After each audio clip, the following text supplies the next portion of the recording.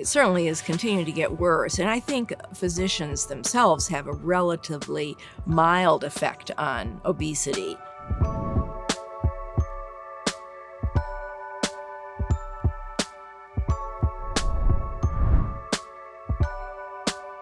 This is a pattern in the society and in the culture, and that we're quite right that the things we have to do to challenge that or to take on obesity have more to do with the foods that are available.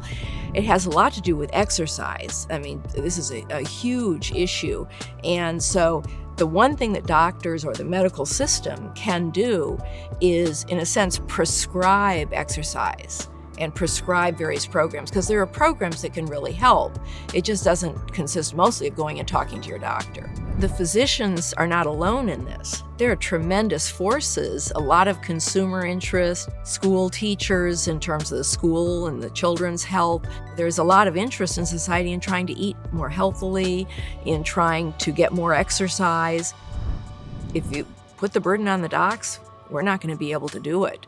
But all of the physician organizations are very strong supporters of this work. We were a big part of the movement against smoking. So we'll play an important role, but nobody should think that doctors are going to cure these social problems alone.